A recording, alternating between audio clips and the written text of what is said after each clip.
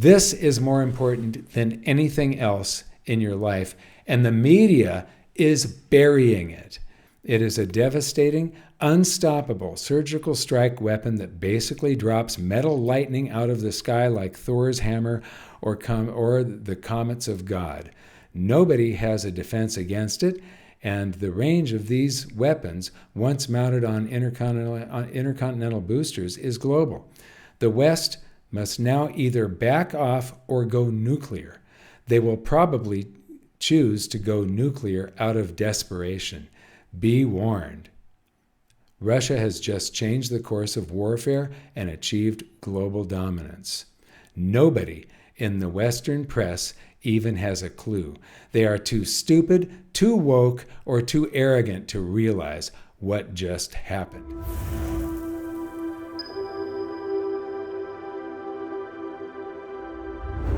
"22 years ago, when the U.S. pulled out of the Anti-Ballistic Missile Treaty with Russia, Vladimir Putin held a press conference and announced that if we pursued this development of anti-ballistic missiles, that his only response would be to develop next-generation weaponry. Then 17 years ago, he held a press conference and announced that they were actually doing it. 8 years ago, he held a press conference and announced that they have it. What he was talking about was the Oreshnik missile that was just used against Ukraine last week. In this video, I'm also going to show you that one of the greatest threats to your life right now is Western media and the big tech giants that control a lot of the media as well, that you are being lied to. So let's get into it. This is a video that I made 8 years ago, and it was from a Silver Summit presentation in 2016. So I'm at the Silver Summit in San Francisco. And just before going to the Silver Summit, I saw this video with Vladimir Putin that was so important that I had to take a large chunk of my stage time. I only had like half an hour on stage. It's very important. And I took a large chunk and I dedicated it to this because people had to know about it. Why? Because this super important press conference by the president of Russia was not carried by any of the Western media. Here he says, how can you not understand that the world is being pulled in an irreversible direction? So let's get into it.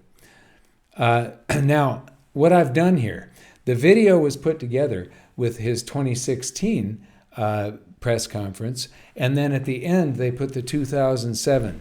So I've switched those to go in chronological order.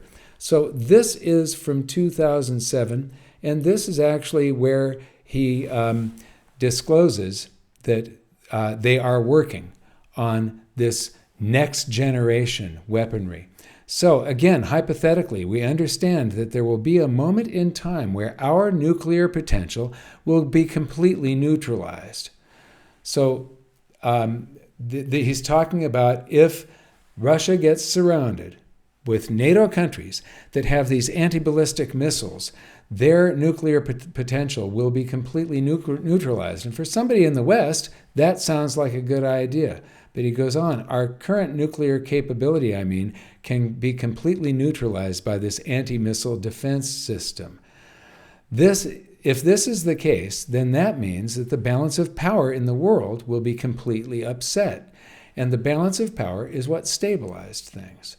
That means that one of the powers will feel a complete sense of security, which in turn means that it can do whatever it likes, not only in regional conflicts, but now we are talking about its unmatched might in global conflict. Therefore, we will respond accordingly. But how? So remember, this is 2007.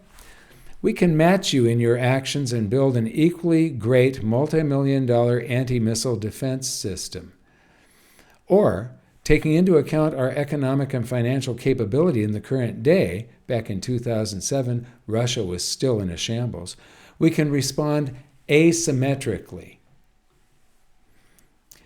So that it is clear to all that yes, there is an anti-missile defense system in Europe. He's talking about the U.S.'s installations in NATO. But as it relates to Russia, it is entirely pointless. Because we have, 2007, we have a weapon that can simply nullify it. This is the path that we are going to take. It works out cheaper for us.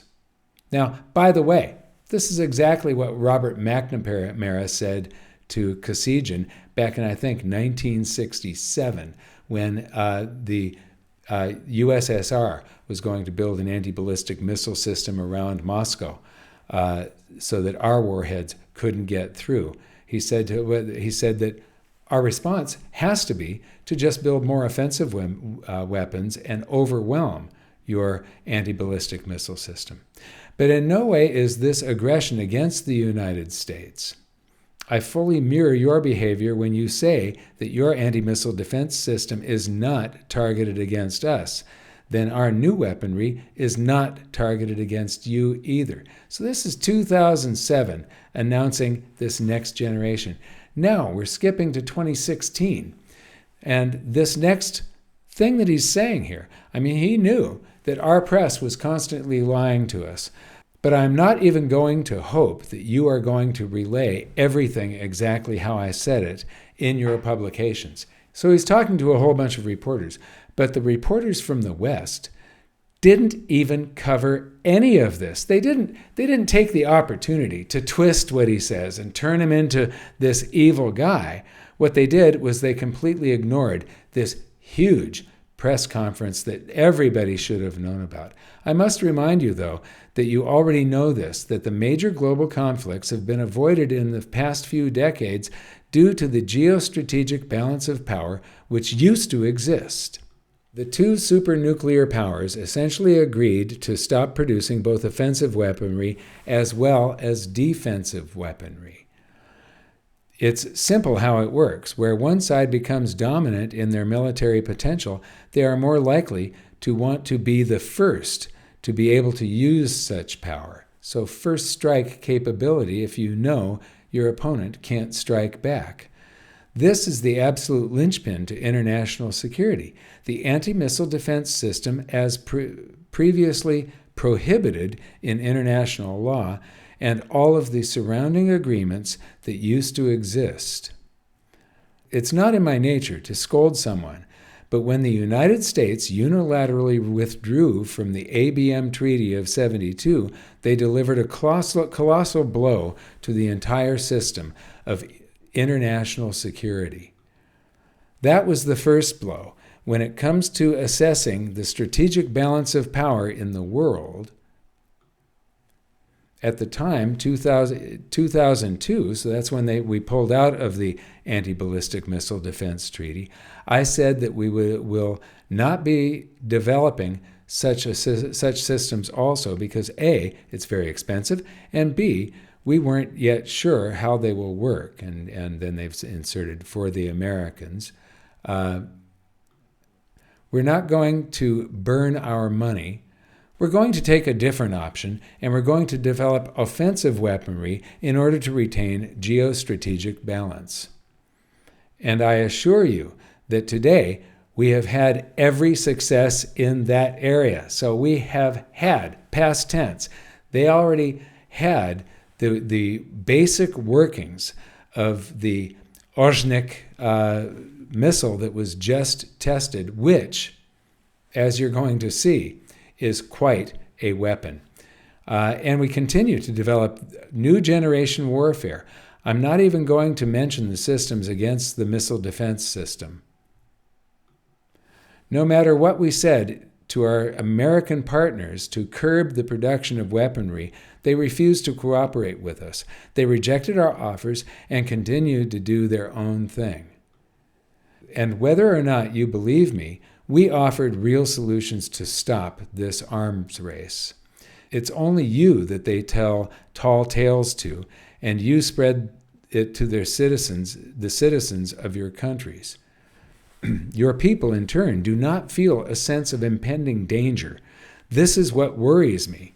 And this is absolutely true. we aren't feeling this impending sense of danger.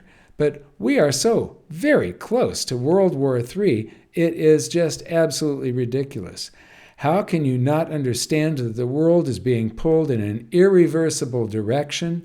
I don't know how to get through to you anymore. So that was the presentation that you didn't get the opportunity to see. It was this has 4.7 million views from 8 years ago, and a lot of those came because I made that presentation in San Francisco in 2016 and told people to go watch this video. But the mainstream media did not carry this thing that was and is still so important to your life. Now, let's take a look at what the mainstream media is doing today. There is a risk. I don't know how big the risk is, but there's always a bunch of probabilities and possibilities, and there's a bell curve. And I feel like there's maybe a 1 in 10 chance that we won't be around in April. And it's because of neocons in Washington that have the administration's ear. I think there's probably some very evil people that we don't even know about. We don't know who their names are, but they believe that a nuclear war is winnable, and so and then Putin just unveiled this weapon to try and sort of shut them up. They didn't go on full attack. They bombed. You'll see what they bombed in just a moment. So how is the press handling this? Well, here are the headlines. Not that we are nearing World War III. This is important to me. I'll make a video on it later. But look at all this stuff. There is just a lot of this. Some of it's important to some people. Some of it is just fluff. But there's nothing in here about the war in Ukraine and the escalation that is happening. Nothing. And then you go to Google News. And again, there's some news, some fluff. Everything has a spin to it, and almost nothing about the war that has us right on the edge of World War III. Let's go to a publication that tends to lean one direction only. But again, it's buried. There's nothing there.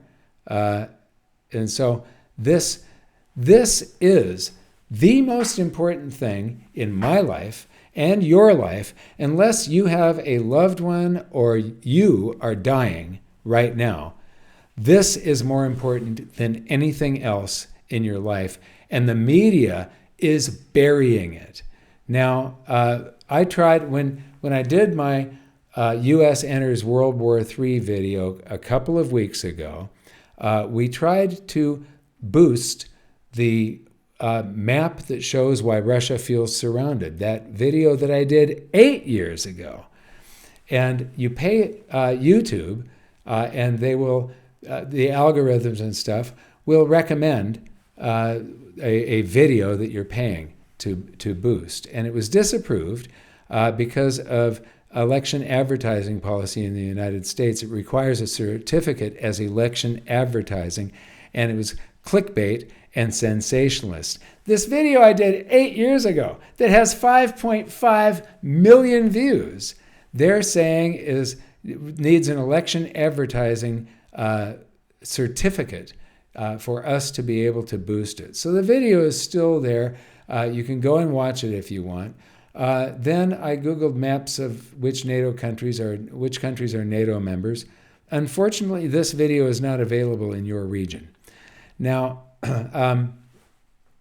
I'm seeing this more and more and more, that the news entities and the big tech giants that run tech media, if the history is not the way they would like it to be, they delete it. And so we're getting a spin that is, You're being lied to. That's what it comes down to. Now, after I had released that video, I discovered that John Mearsheimer released a video 9 years ago, so a year before that video, Why the Ukraine is the West's Fault. I highly recommend watching this video. We are going to put all the links in the information just below the video. So click that More Information button and open that up. All the links to all of these things are going to be there. But basically, John Mearsheimer is professor of political science at Chicago University. He's a government advisor, and he has written a lot of books on these subjects. But in my video, that stage presentation back from 2016, I showed a map of the NATO expansion. So in 1942, it was just a few countries. It was, and then this is 1982. Now, in 1990, we promised, the United States promised that that NATO would not expand 1 inch eastward, and if they let us unite East Germany and let East and West Germany unify, and NATO will stop its expansion. And that was a promise by the United States. Well, where are we today? This is the NATO expansion, and these super dark blue countries. This was 2023, and this was March of this year, 2024. We're still expanding NATO. The Ukraine wants to be part of NATO, and so that is what this war is being fought about. Russia can't, these NATO countries, we can install U.S., it's a NATO military base, but it's basically a U.S. military base with U.S. weaponry. And so it's in all of these countries right on the border with Russia. Well, what does this do to the threat of nuclear war? Here, look at the buffer zone that there was between Moscow, which is slightly misplaced. I have to apologize for that. Moscow is right about here. So this is a map. When you're dealing with maps, the borders are constantly changing, and I had to find something that had some uniformity over the period from 1949 to 2016 when I made this presentation. And so I settled on a map, and then I had one of my animators and graphic artists make this thing. But we keep on, we added Denmark, I can't remember what year, but that they can be, all their subs and ships can be monitored now trying to get to the Atlantic. We keep on adding countries. But look at the buffer zone going across here to Italy and then up West Germany and Norway as far as the distance to Moscow. And then we were going to unite East Germany, and that was it. Just allow East Germany. That's all we would take, and look at what has happened since then. And so they just cannot, and Putin has said this, that they cannot allow, pretty much at any price, at the price of World War III, they cannot allow Ukraine to become a member of NATO and have U.S. military bases. They're going to be NATO bases, but with all the U.S. weapons and a bunch of U.S. soldiers right on their border. This is the cause of this war in Ukraine, and John Mearsheimer said it 9 years ago in that video. So I highly suggest that you watch some of these things. By the way, that video is long, but the end of it, I believe, there's a Q&A. So actually, you only need to watch like the first 20 minutes. This is from the U.S. Department of Defense. U.S. withdraws from Intermediate Range Nuclear Forces Treaty. And so it withdrew. The treaty was from 1987. It withdrew in 2019. 21 years ago, today, this was back in 2000, written in 2002, U.S. rips up the Anti-Ballistic Missile Treaty with Russia, slow slide toward the current crisis. U.S. withdrawal from ABM treaty continues to adversely affect global security 20 years after. Now, I included on purpose U.S. Defense Department, so coming from the United States government, but also Sputnik International. I don't know what SputnikGlobe.com is, but just in case it's Russian, I wanted to balance it out with U.S. announcing these things. But this has destabilized things. So now Zelensky offers an end to the hot phase, not an end to the war, but the hot phase of the war in exchange for NATO membership. So he's saying that if Russia allows them to join NATO, the whole reason for this war, that he'll end the hot phase of this war. And U.S. officials discussing giving nuclear weapons to Ukraine. Well, it's actually giving the nuclear weapons that we bought from them to create a more secure world. After the USSR dissolved, the U.S. Bought up a bunch of these weapons. So it would be giving them these old nuclear weapons that, I can't imagine that these nuclear weapons that were built in the 70s and the 80s are all that safe to have sitting around these days. But we actually had discussions about giving them back to Ukraine. Now, I would imagine that these talks have come to an end now that we've seen the Oreshnik missile. So, Russia says that if the West transfers nuclear weapons to Ukraine, it will equate to an attack on Moscow, providing grounds for a nuclear response. Now, no matter which side of this you're on, if you think that the U.S. is always right, or if you think that maybe Putin was reasonable throughout all of these years, it doesn't matter which side you're on.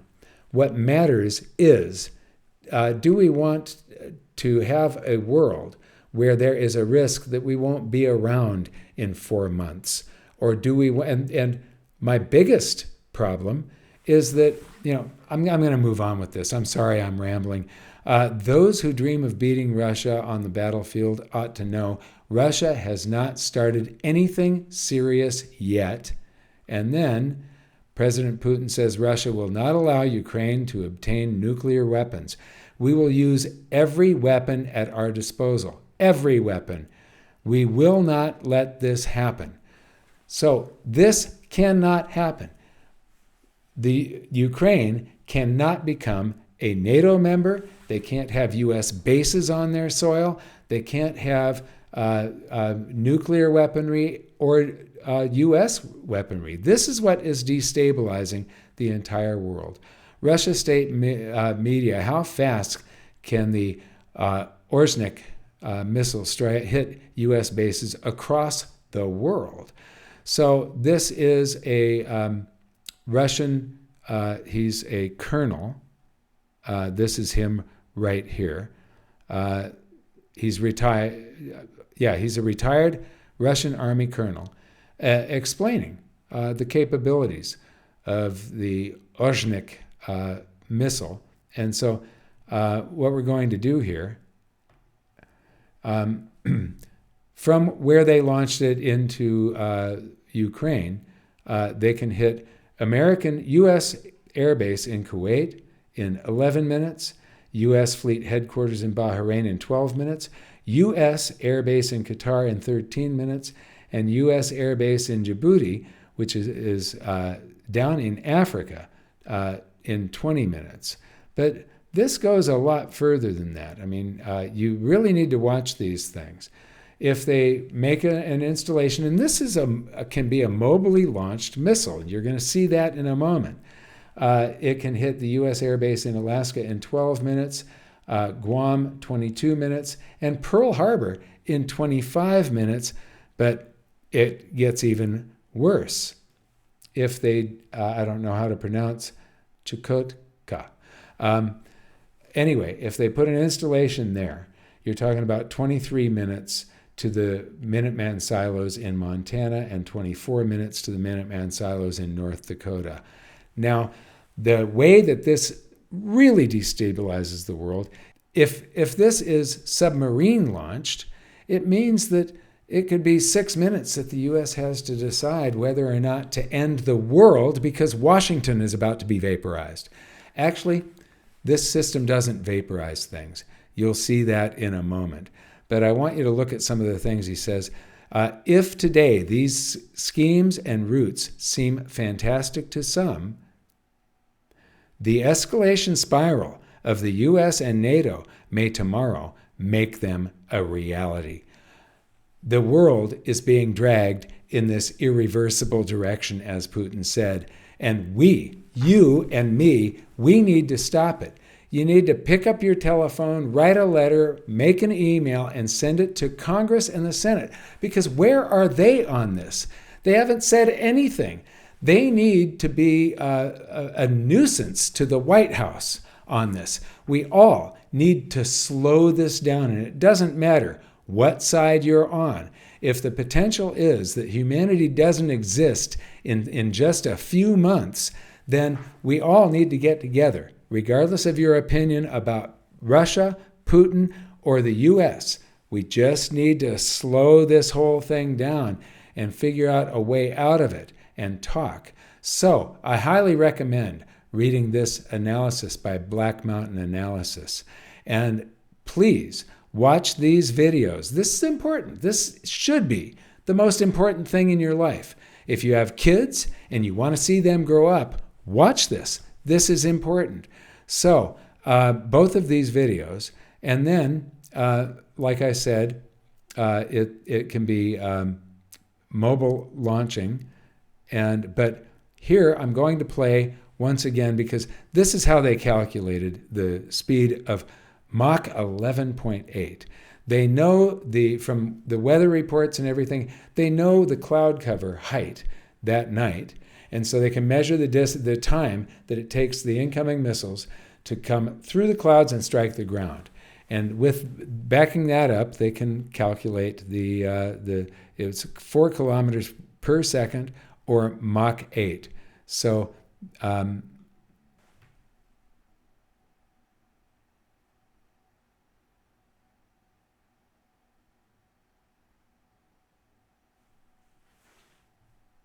So that's it for that one. Here is a close-up, so you can see the multiple independently targetable re-entry vehicles. I'll back that up.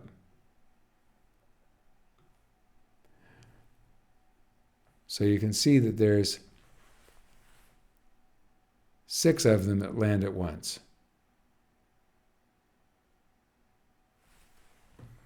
Now, they do a great, it gets very technical. It has formulas and all of this kind of stuff. But these aren't weapons that are explosive. It's a kinetic energy weapon. And so this is the speed measured in Mach number. This is the equivalent metric tons of TNT as the force that is released solely from the impact. So this is nothing but a bullet striking the ground. And the thing about this is this only goes to Mach 10. Mach 11 would be about there. Mach 11.8 would be way out here. So for this exponential curve, you'd have to go way up here to like 8 or 9 metric tons of TNT as far as if it's a 500 kilogram mass. It's not a warhead, it's a bullet. And then they show the way the impact fractures all of the ground below it. So this fractures underground bunkers. It can destroy ships or silos or almost any military installation. And it's a precision missile. It not only flies more than twice as fast as any of our missiles, but it can make evasive maneuvers. So this is unstoppable. There is no country that has anything that can stop this. So here they've got more formulas and stuff, but the conclusions are pretty important. This message by President Putin is clear. Stop it, or there will be consequences. States have the chance to steer away from World War III, which is just around the corner. The next few months will be critical. And so if we don't want World War III, we need to stop this. This is another one that was very enlightening, mostly because recalling how concerned now they're talking about Putin here, recalling how concerned he is about avoiding World War III, it also makes sense why his spokesman confirmed that Russia informed the U.S. about the attack on Ukraine with the Oreshnik missiles, approximately half an hour ahead of time. So Russia contacted the United States, said we're doing an attack and we don't want you to misinterpret this as nuclear. This is not World War III. This isn't the beginning of World War III, although I believe that the beginning has already begun. Now, Jeffrey Sachs, professor of sustainable development, but he's also a great historian and political analyst, and I highly recommend watching this next video. This is really, it truly is. This guy, the Savior says, everyone needs to watch this video. And you do. So I'm going to scrub through this just so I can bring out some highlights. This is not an attack by Putin on Ukraine in the way that we are told every day. It started in 1990, and James Baker III, Secretary of State, said to Mikhail Gorbachev, NATO will not move 1 inch eastward if you agree to German unification. Now I'm going to scrub through a little bit more of this. And then starting in 1994, when Clinton signed off basically a plan to expand NATO all the way to Ukraine.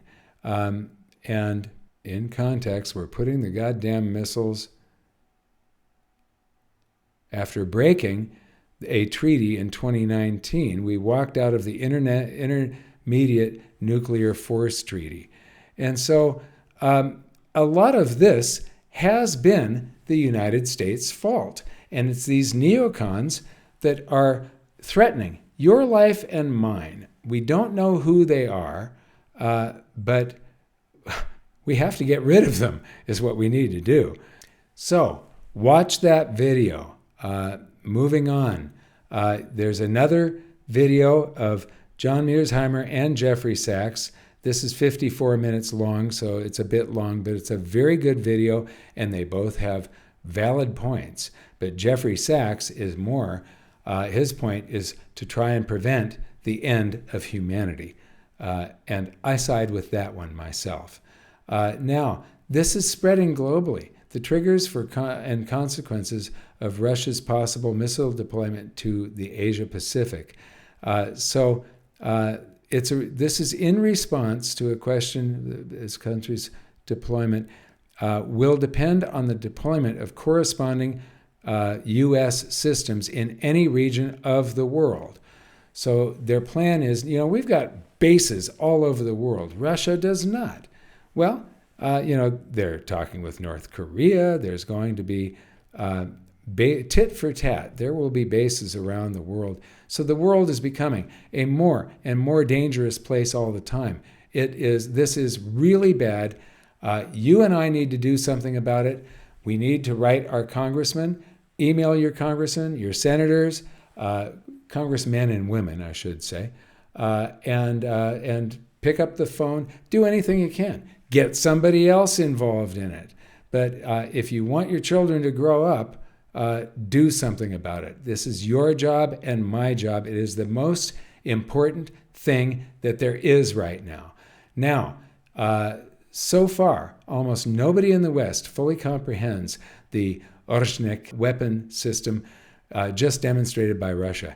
I've done the math on the kinetic energy of this submunitions, and I've studied up on what's publicly known about these weapons so far. My conclusion: NATO is done. The West has no idea what just hit them. Russia's Oreshnik weapon system is checkmate for NATO and the U.S. All U.S. aircraft carriers can be destroyed in a minute. All U.S. military bases, all underground bunkers, all ICBM launch sites, naval shipyards, etc., can be destroyed with a non-nuclear kinetic energy via the Oreshnik. There are no active treaties that I'm aware of prohibiting this weapon system, and it does not destroy surrounding infrastructure or masses of civilians. It is a devastating, unstoppable surgical strike weapon that basically drops metal lightning out of the sky like Thor's hammer or the comets of God. Nobody has a defense against it, and the range of these weapons, once mounted on intercontinental boosters, is global. The West must now either back off or go nuclear. They will probably choose to go nuclear out of desperation. Be warned. Russia has just changed the course of warfare and achieved global dominance. Nobody in the Western press even has a clue. They are too stupid, too woke, or too arrogant to realize what just happened. So I urge you, read all of these things, watch these things. It's time to pull back, take a breath, get our senses about us once again. And you know, I wanted you to watch another video, but this video has been removed for violating YouTube's policy on violent or graphic content. It didn't have any violent or graphic content in it. A lot of you watched this video. I urge you to watch this version of Carl Sagan's pale blue dot. But the powers that be think this is it's information that they don't want you to know. Well, the pale blue dot is probably the best information that you can take in that gets you to just sort of pull back from all of the stress, the opinions, the antagonism that is going on, and take a breath and take a look at this thing realistically. So I found this version. Make sure you watch this. It's great. It's another version, probably better than the old version, and you've got to watch it to the end where you see Carl Sagan from the series Cosmos, which, by the way, I purchased recently on DVD so that I can, it's from the 70s, but I want to rewatch it. This man, you should have great reverence for him after you watch this. I want to thank you for watching this video. Please like and subscribe and do something. Call your congressman, send a letter, send an email. Thanks for watching. We'll see you next time.